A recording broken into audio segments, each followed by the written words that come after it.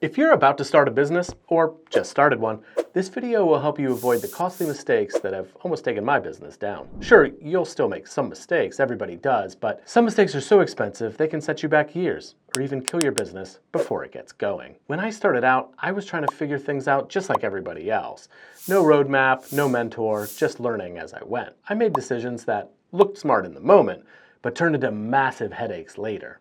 And now, after nearly 20 years of building and running a business, I want to pass along the lessons I had to pay for the hard way so you don't have to. What were those mistakes?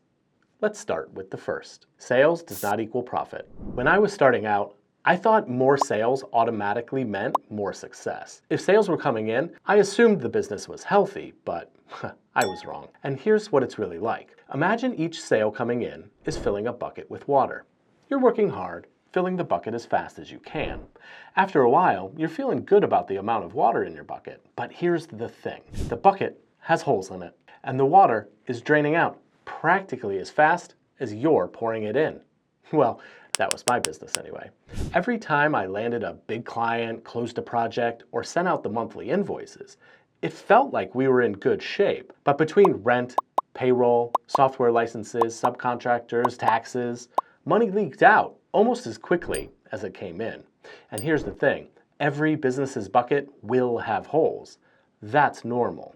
The mistake is not paying any attention to the holes and forgetting that the purpose of your business isn't to fill the bucket. It's to keep as much water in the bucket as possible. Because in a healthy business, you decide which holes stay.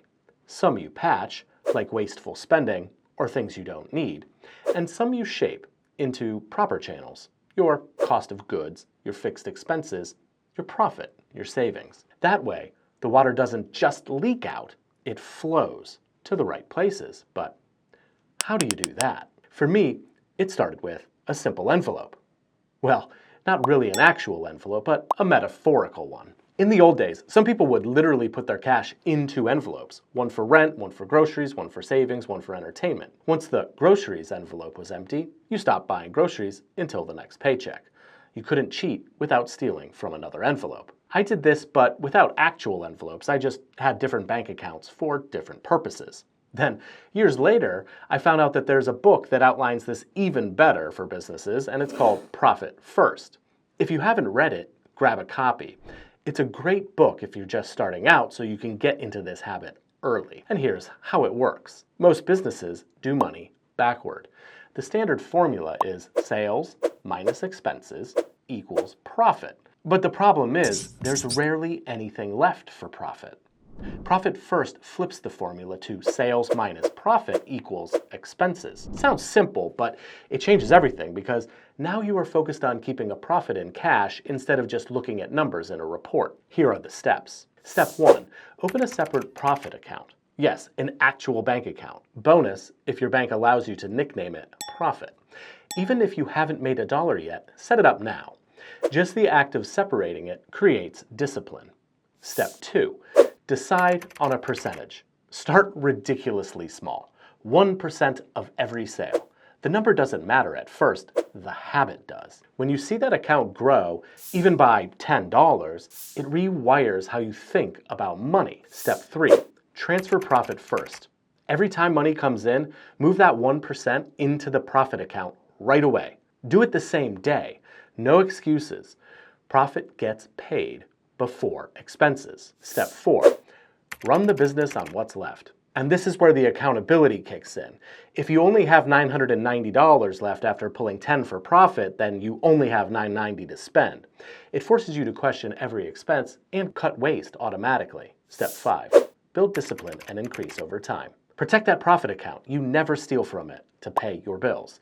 Once you're used to 1%, raise it slowly, 2, 3, 5%. Keep building until your business is truly profitable, not just busy. And here's one more key piece. Track and categorize your expenses daily.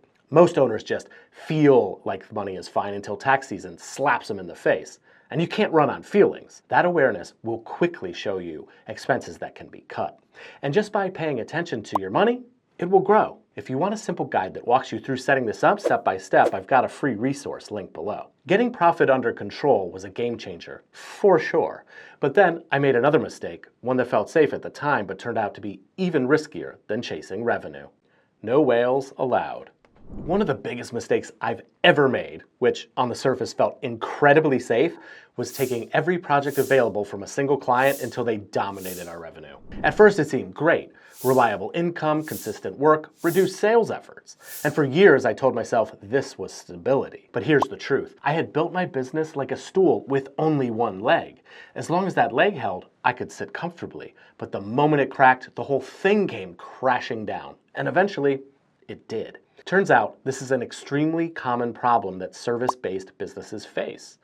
You want to keep saying yes to all that revenue, but when it primarily comes from one client, you are in constant danger. Overnight, what had felt like security turned into the biggest vulnerability in my business. And the scariest part, I realized I wasn't running an independent business at all. I was just an extension of theirs. And when they pulled back, I had nothing to stand on. So, how do you avoid building a one-legged stool? Step 1, set a no whales rule. No single client should ever be more than 25 to 30% of your revenue. And yes, that's brutally hard because it means turning down someone trying to give you piles and piles of money. You tell yourself you'll balance it out later by landing other clients, but you never do. The whale just gets bigger. Be sure to audit your revenue mix every quarter. Write down each client and what percentage of total revenue that they represent. If one client is dominating, you need to rebalance. Step 2, protect your margins. Whale clients love squeezing. Lower rates, faster turnaround, more work for the same or less money. And because they're such a big piece of your revenue, you feel like you have to say yes. And that's how you end up busy but broke. When a client gets too big, they stop seeing you as a partner. You become an arm's length employee, except without the paycheck security. And that's the worst position to be in. And a clear signal, it's time to rebalance. Step 3, keep an acquisition system alive. Referrals and repeat work are not enough.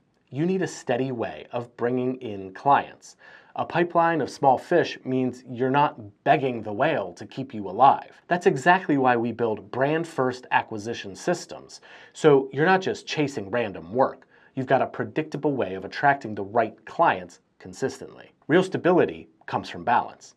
3 or 4 legs can hold you up. 1 leg never will. But even once I fixed that, I made another mistake, one that didn't just unbalance the stool. It put a giant weight on top of it, and it nearly crushed my business. Limit fixed costs. In 2019, we were growing quickly, doubling revenue year over year for 4 years in a row. We were overbooked, cash was flowing, we were hiring, and it felt like proof we'd made it. It was time to invest in a fancy office space. I signed a 6-year lease. This office was meant to impress.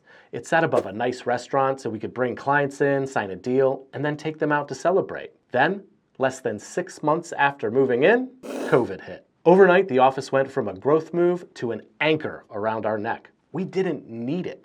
Clients didn't care to come to us in person anymore. And yet, every month, the rent drained straight out of our bank account. For years. That office was like a heavy backpack I strapped on before I'd even started climbing the mountain. So, how do you avoid carrying all that extra weight? Step 1, stay flexible early. Keep your commitments light until your revenue is truly proven. Choose month-to-month tools instead of long contracts. Hire contractors before you hire full-time staff. Work from home or in co-working spaces before you sign an office lease. And even when things are going well, ask yourself, if everything went wrong tomorrow, could I still cover this? If the answer is no, you're not ready for that cost. Step 2, minimize fixed costs for as long as possible. Even once you've gotten past the startup phase, hold on to the same mindset. Whenever you can, tie your expenses directly to projects. Variable costs scale with your work. Fixed costs stick around no matter what. The more you can keep costs variable, the more agility you'll have when things change.